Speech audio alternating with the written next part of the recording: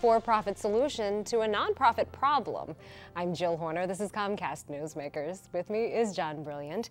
He is co-founder and chairman of It Up Delaware Social Impact Fund. Thanks for being with us. Great to see you. Great to see you as well. Let's talk a little bit about the concept behind this fund, because you've borrowed from the idea of a social impact bond, but what do you mean behind that concept, and how have you applied some of those ideas? Sure. So social impact bonds were started in the United Kingdom, brought here to the United States in New York and Massachusetts, and they combine a unique partnership between the public and the private sector, where the private sector says to the public sector, we can solve a social problem better than you can. We're going to put our capital at risk to do so.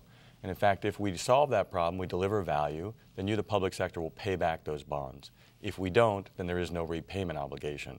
So borrowing from that, we've said we can solve in a for-profit way problems in the nonprofit sector, and if we do, and we create value for our partners in the equation have agreed that rather than repay the capital source, the capital we put back into the social impact fund to spur future innovation in the nonprofit sector. And let's get into how this actually works. You've started in the healthcare arena. Give us an example of how this is working and what you mean by this.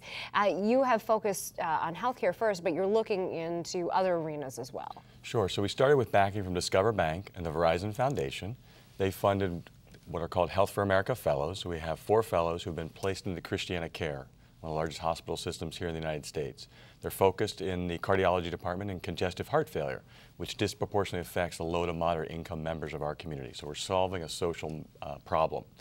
Over the next 10 months, they're going to spend coming up with ideas, solutions, products, devices to solve this problem. And if they do, we're going to create a company. And our partner, Christiana Care, has agreed that the value that they receive in the future from that would then be put back into the social impact fund to your point, perhaps fund healthcare or some other initiatives we're looking at in agriculture, in education, workforce training, and other areas.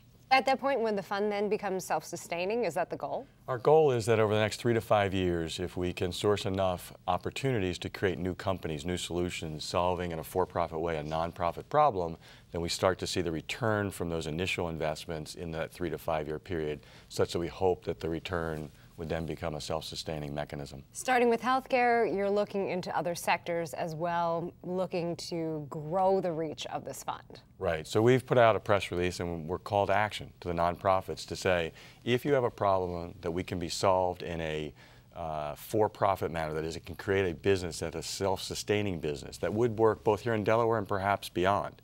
So our Health for America Fellows, if they solve this problem in congestive heart failure for our local community, no doubt that would be solved a problem for someone else elsewhere.